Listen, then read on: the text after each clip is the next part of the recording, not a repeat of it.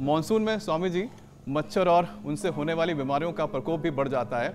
Dengue malaria मच्छरों से होने वाले जो सबसे खतरनाक रोग है। लेकिन पहले बात तो हम डेंगू की करेंगे स्वामी जी, क्योंकि डेंगू का आतंक पिछले साल के मुकाबले ज़्यादा बढ़ गया है। और जानलेवा बुखार से कैसे बचा जाए ये उपाय बताएं। एक मैं आपसे स्वामी जी एक घटना का जिक्र करना चाहता हूँ जो मुझे अभी पता लगा है। मेरे परिवार के एक जानने वाले व्यक्ति ने बताया कि उनके पड़ोस में एक लड़की थी जिसकी उम्र महज 20-22 साल थी। स्वामी जी बुखार हुआ, 1 हफ्ते के अंदर उसकी मौत हो गई, क्योंकि देर से पता लगा कि उसे डेंगू हुआ था। घर में इलाज कर रहे थे, नॉर्मल जो आपके दवाइयाँ होती है चल रही थी, और देखिए एक जिंदगी चली गई इस तरह से।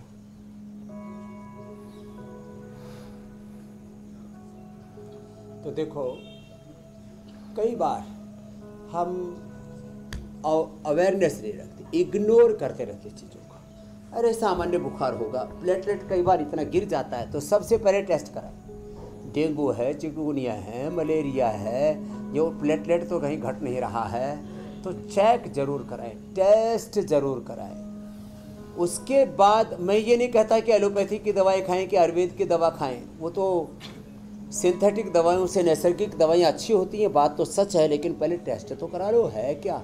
कई बार प्लेटलेट इतने गिर जाते हैं और पता ही नहीं लगता, तो पता लगाएं पहले तो डेंगू है, चिकनगुनिया है, मलेरिया है, प्लेटलेट्स कितने हैं, क्या हालात है।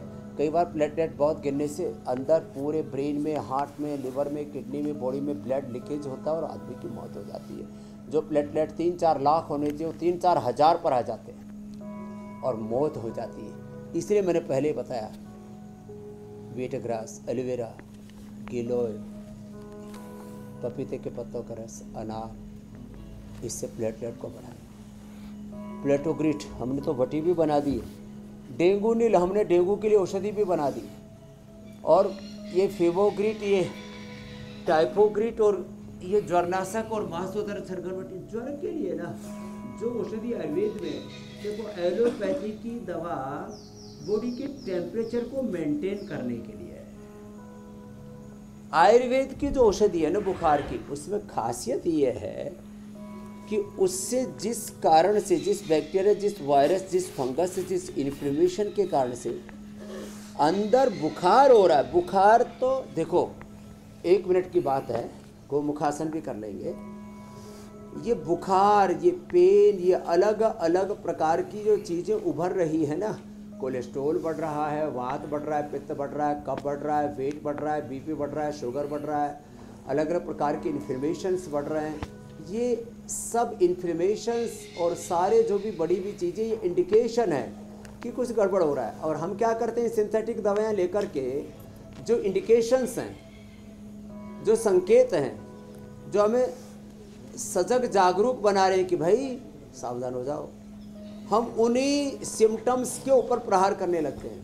इसलिए मैं कहता हूँ सिम्टम्स के ऊपर तो काम करो, लेकिन सिस्टम को अच्छा बनाओ।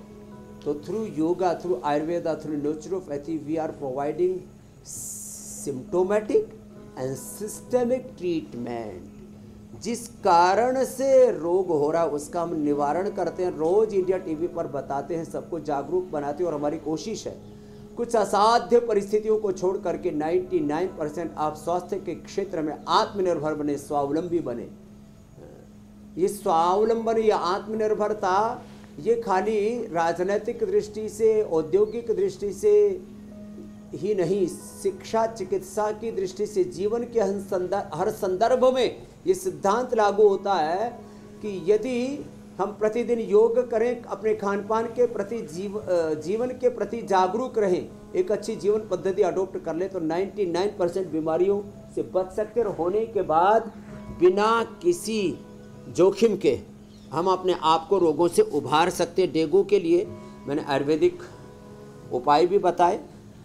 एलोपैथी में तो सिम्टोमेटिक दवा देते हैं, बुखार हो गया तो बुखार को कम करने के लिए दवा देते हैं, प्लेटलेट कम हो गया तो प्लेटलेट चढ़ा देते हैं। लेकिन किसी का, अभी एक बहन आई भी है शांति की माँ, उसका प्लेटलेट आ गया था एकदम 0, यूके से आई हुई, मेरे से बोले बाबा जी आपने हमारी बच्ची बचा ली, नहीं तो उसके आँख से, नाक से, मल से, मूत्र से ब्लीडिंग होने लग गई थी। तो मैंने तो ये बहुत देखा है पिछले 35 वर्षों में, इसलिए मैं नहीं बोल रहा, 50 वर्षों का अनुभव मेरे माध्यम से बोलता है। महर्षि चरक सुश्रुत का ज्ञान, विज्ञान, प्रज्ञान, अनुसंधान, हमने योग के ऊपर जो साइंटिफिक रिसर्च किया है वो एविडेंस और कॉन्फिडेंस बोलता है। इसको प्रामाणिकता से फॉलो करने की ज़रूरत है। हाँ, टेस्ट जरूर कराएं और उसके बाद सही तरीके से सही इलाज लें। बिल्कुल स्वामी जी, और ये वो एग्जाम्पल्स हैं जो बता रहे हैं कि कैसे बीमारियों से छुटकारा पाया जा सकता है। स्वामी जी, चूंकि डेंगू के सिम्टम्स पहचान ना पाए और ये जानलेवा भी साबित हो जाएं, ऐसा अमित ने जो बातें जिक्र में अपनी कॉन्वर्सेशन में अपने जिक्र में कहा, उससे पता चला। स्वामी जी, इसलिए इसके लक्षण एक बार फिर से आप बताइए। और स्वामी जी, आपने अभी अभी प्लेटलेट्स की भी बात कही, तो ये प्लेटलेट्स का सिस्टम क्या है ये भी समझाइए। ये मैं इसलिए कह रही हूँ क्योंकि हमने देखा है कि कुछ लोगों की प्लेटलेट्स 60,000 होती हैं तो उनको दिक्कत हो जाती है, और कुछ लोग ऐसे भी हैं जिनकी प्लेटलेट्स 20,000 पहुँच जाती है तो भी उन्हें उतनी परेशानी नहीं होती है। तो ये कम ज़्यादा अलग अलग शरीर में प्लेटलेट्स का कैसे सिस्टम चलता है, इसके बारे में इस तीनों चीज़ों को थोड़ा सा बताता हूँ। ये तो बॉडी में धीरे धीरे एकदम से डाउन होगा तो दिक्कत होगी, धीरे धीरे धीरे धीरे करके सेटल्ड हो रही है तो बॉडी हर परिस्थिति में अपने आप को एडजस्ट कर लेती है। तो कम होने से आंतरिक रूप से तो दिक्कत ही होती है, बॉडी उसको एकदम से रेस्पॉन्ड नहीं करती है।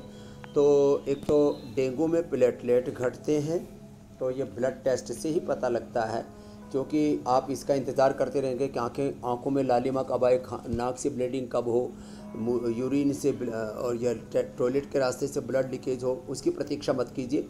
बुखार होती है, ब्लड टेस्ट कराइए, पहले तो ये पता लगाइए किस तरह का बुखार है और प्लेटलेट चेक करवाइए।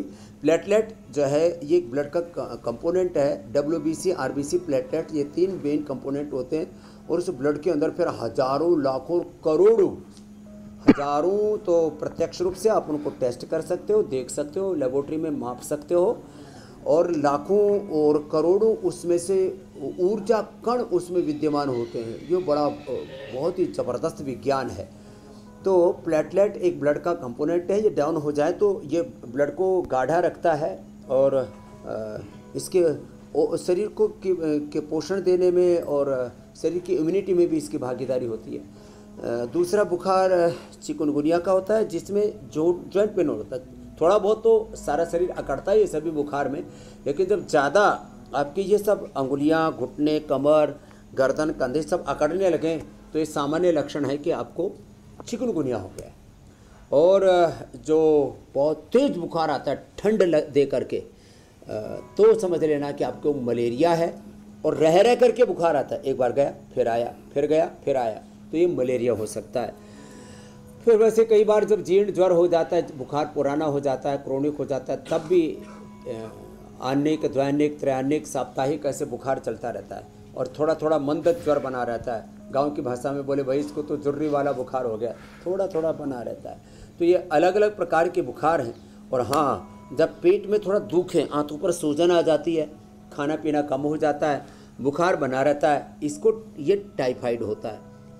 फिर सांस लेने में थोड़ी दिक्कत होती है और यहाँ फेफड़ों में थोड़ा इन्फ्लेमेशन हो जाता है, कफ हो जाता है, तो इसको निमोनिया कहते हैं।